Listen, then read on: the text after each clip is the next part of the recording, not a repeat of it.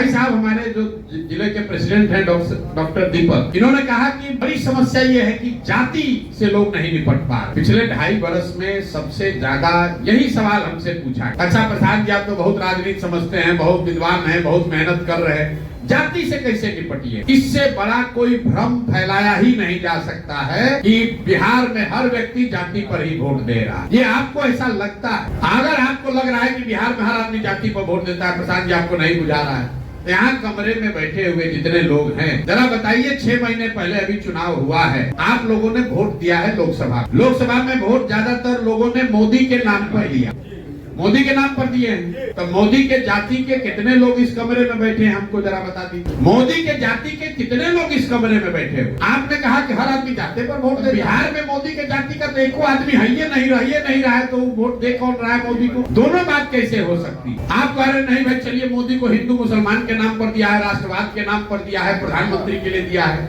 ये बताइए कि 18% जो मुसलमान है, जो लालू जी को वोट दिया है, वो लालू जी को काहे वोट दिया है? लालू जी उसके जाति के तो नहीं है। मुसलमानों ने लालू जी को वोट क्यों दिया? अरे भाई, नीतीश जी यहाँ मुख्यमंत्री है, नीतीश जी के जाति के कितने लोग रहते हैं बिहार में? 2% से कम। लालू जी के जाति के कितने लोग रहते हैं? 15%, 16%। ये आपके मन में ऐसा बात बैठा दिया गया है कि हर आदमी जाति पर वोट दे रहा है। बिल्कुल सिरे से इस बात को खारिज की। जाति जब आदमी वोट करता है तो जो भी समाज में सच है वो राजनीति में भी होगा। जाति समाज का एक बड़ी सच्चाई है, तो राजनीति में भी जाति का प्रभाव होगा। लेकिन ये प्रभाव सिर्फ बिहार में नहीं है, ये प्रभाव आंध्र प्रदेश में भी है, ये प्रभाव तमिलनाडु में भी है, गुजरात में भी है, यूपी में भी है। बिहार के आदमी को लगता है कि खाली जाति बिहार में। 1975 में गुजरात में खाम थ्योरी बनाया गया, KHAM, क्षत्रिय, हरिजन, आदिवासी और मुसलमान, ये लोग मिलकर कांग्रेस को जिताते। उसको कहा गया खाम। तोड़ने के लिए पटेलों को भाजपा ने वहां संगठित किया। खाम थ्योरी तो बिहार में नहीं बना। आपने सुना होगा आंध्र प्रदेश में कम्मा रेड्डी हैं, रेड्डियों का राज था, कम्मा लोग उसको चुनौती दिए। आप कर्नाटक में सुनते हैं वो का लिंगा है, लिंगायत है। आप यूपी देख रहे हैं, बंगाल देख रहे हैं, हर जगह जाति है। जितनी जाति आंध्र प्रदेश में है, जितनी जाति गुजरात में है, जितनी महाराष्ट्र कर्नाटक में, उतना बिहार में भी है। आपको लग रहा है कि ना भैया ये तो गलत है, बिहार में तो हर बार चुनाव में जाति पर वोट पड़ता है।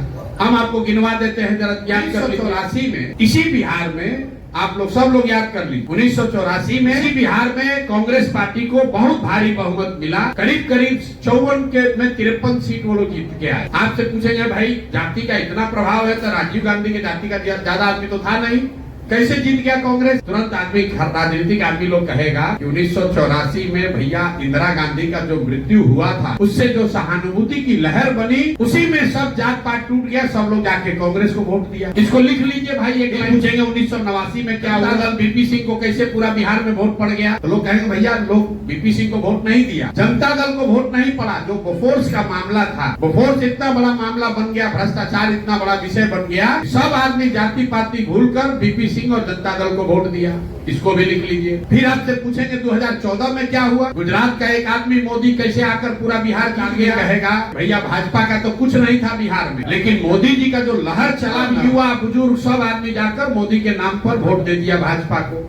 इसको भी लिख लीजिए। फिर आपसे पूछेंगे भैया 2019 में क्या हुआ? आप बताइएगा कि भैया 19 में तो एकदम कांटे का बराबरी का मुकाबला था। जो पुलवामा हुआ ना, उसके बाद तो समझिए कि हर घर से लोग जाकर मोदी को वोट दे दिया, भाजपा को। इन चारों बातों को आप लिख लीजिए। 1984 एक घटना है, एक राजनीतिक व्यक्ति की मृत्यु और उससे बनी हुई सहानुभूति। 1989 एक विषय है बोफोर्स भ्रष्टाचार और उससे बनी हुई लहर। एक व्यक्ति है मोदी, उसकी बनाई हुई लहर। और 2019 एक विषय राष्ट्रवाद, राष्ट्रीय सुरक्षा विचारधारा है, उसके बनी हुई लहर। आपको ये क्या बताता है? अगर कोई व्यक्ति, अगर कोई विषय, अगर कोई घटना, अगर कोई विचारधारा समाज के इमेजिनेशन को कैप्चर कर ले, तो बिहार के में ही समाज में ये ताकत है, वो जातियों से ऊपर उठकर वोट करता रहा। ये आगे करेगा कि नहीं छोड़ दीजिए, करता रहा है, ये प्रमाण है। अब आपको फिर क्यों लगता है कि जाति पर वोट पड़ता है?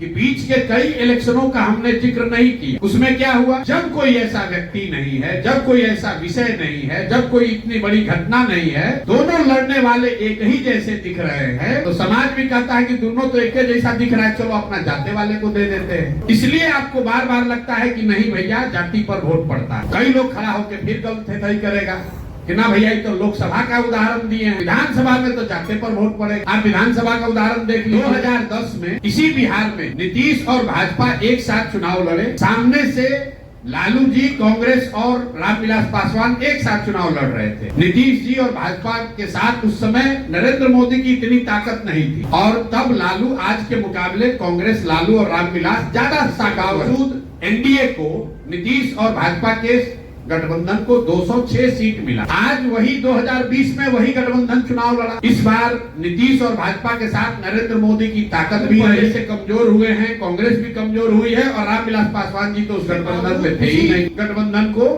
115 सीट आने में दम निकल गया। नीतीश और एनडीए के समीकरण के लोग बिहार छोड़कर चले गए नहीं, ये 206 सीट इसलिए आया था। बिहार में करीब करीब हर व्यक्ति ये मानता है कुमार अपने पहले टर्म में 2005 से लेकर 9 में कुछ काम करते हुए, सुधार करते हुए दिखे थे। तो काम का प्रभाव भी था और समीकरण भी था, तो मिलाकर 206 सीट में खाली जातीय समीकरण पर गए तो 115 सीट नहीं मिला। लोकसभा और विधानसभा को छोड़िए, अब नीचे आ जाइए पंचायतों। पिछले चुनाव में 82% मुखिया चुनाव हारा है, सिटिंग मुखिया 82% चुनाव लोग हारे, और 90% से ज्यादा वार्ड सदस्य लोग चुनाव हारे हैं। आप अपने अपने पंचायत में देख लीजिए, मुखिया 10 में 1 या 2 आदमी रिपीट हुआ, तो क्या मुखिया जी लोग के जाति का सब लोग छोड़कर उनका पंचायत चला गया? ऐसी बात नहीं है। जाति एक सच्चाई है, जाति एक मात्र सच्चाई नहीं। भ्रष्टाचार है तो भ्रष्टाचार आपको राजनीति में दिखेगा, समाज में जाति है तो राजनीति में भी आपको जाति दिखेगा। अगर बाहुबल का प्रभाव है तो राजनीति में भी उसका प्रभाव दिखेगा। राजनीति समाज का आईना है। अंतिम बात, आपने कहा, कई लोग कहता है भैया जब तक जाति नहीं सुधरेगा बिहार नहीं सुधर सकता है।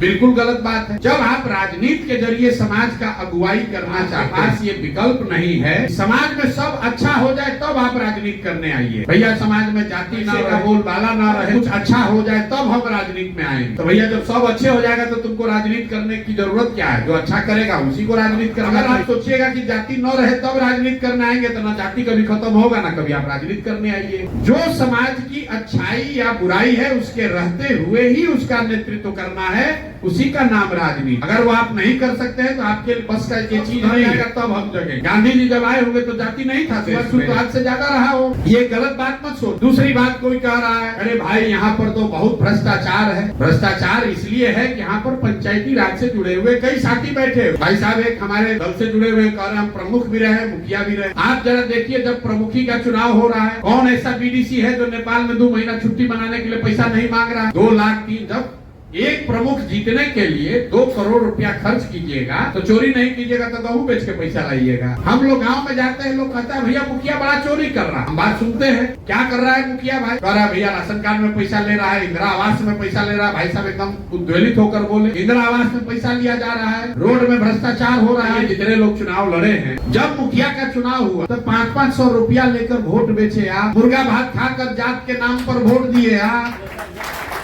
उस पर वोट का सौदा चाहे नहीं होगा तो हरिश्चंद्र होगा। वो कहाँ से लाएगा पैसा भाई? भ्रष्टाचार तब रुकेगा जब आप भ्रष्टाचार नहीं कीजिएगा। बिहार में आदमी सोच रहा है, सब आदमी सोच रहा है कि हम लूट के अपना घर भर लें, अब बाकी सब ईमानदार हो जाए। हमारा लड़का बढ़िया मजाक करता रहे, दूसरे के घर में भगत सिंह पैदा हो जाए। ये नहीं हो सकता है। आप चोरी करोगे तो आपका नेता ईमानदार नहीं होगा। आप 500 रुपया लेकर वोट बेचिएगा या जात के नाम पर मुफ्त में वोट दीजिएगा तो आपका नेतृत्व अच्छा नहीं मिल सकता है, कभी नहीं मिले। वो जनसुराज के नाम पर आए या किसी दूसरे दल के नाम पर आए, जनसुराज में भी अगर कोई 2 करोड़ रुपया खर्च करके जीतेगा वो भी चोरी करेगा, कैसे रुक जाएगा? आप कह रहे प्रशांत किशोर के पास कोई जादू का छड़ी है, नहीं सुधर सकता। तक समाज नहीं सुधरेगा, कोई इसको नहीं सुधार सकता, चाहे 1 प्रशांत किशोर आए कि 10 प्रशांत किशोर आ जाए।